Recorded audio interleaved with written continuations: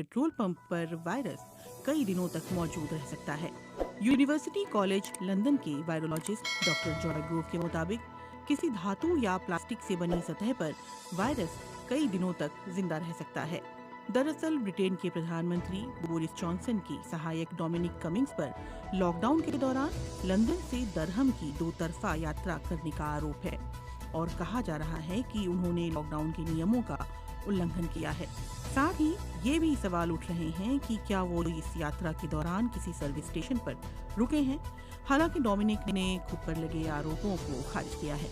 Doctor Grove का कहना है कि वो डोमिनिक के मामले में कुछ भी नहीं कह सकते क्योंकि संक्रमण का स्तर व्यक्ति दर व्यक्ति अलग होता है, लेकिन सर्विस स्टेशन जैसी जगहों पर वायरस कुछ समय तक रह सकता है, जो कि चिंता की बात है। वो कहते हैं यदि किसी व्यक्ति के हाथों में वायरस है तो ऐसी जगहों पर वायरस के रह जाने का खतरा काफी है।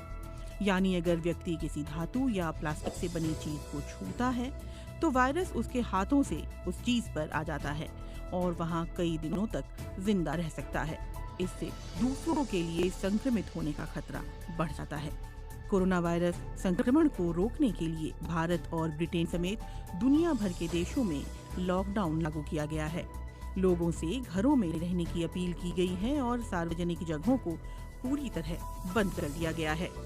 फिलहाल कई देशों ने अपने यहाँ लॉकडाउन में ढील दी है और कुछ देश इसकी योजना पर काम कर रहे हैं, लेकिन अधिकतर जगहों पर लोगों के बड़ी संख्या में जमा होने पर रोक है। डॉक्टर ग्रोव का कहना है कि इस महामारी के दौरान लोगों को सतर्कता बरतने की सख्त जरूरत है।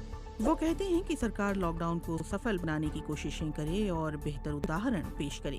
विशेषज्ञों का कहना है कि पेट्रोल पंप या दूसरी किसी सार्वजनिक जगह पर ऐसी चीजों के संपर्क में आने से बचें जिन्हें लोग छूते हैं। अगर आप ऐसी किसी चीज को छूते हैं तो खुद को सैनिटाइज जरूर करें।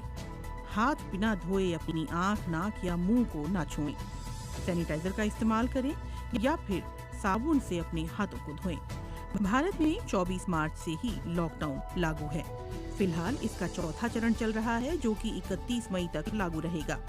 आगे भी इसे बढ़ाया जा सकता है क्योंकि भारत में कोरोना संक्रमण के मामले तेजी से बढ़ रहे हैं और अब संक्रमण के कुल मामले 1,31,000 से अधिक हैं। हालांकि पेट्रोल पंप लगातार खुले हैं। सरकार ने पेट्रोल पंप को जरूरी सेवाओं की कैटेगरी में रखा है। संक्रमण से बचने के लिए पेट्रोल पंप पर बिना मास्क के आने वालों को पेट्रोल न देने का फैसला भी लिया गया है।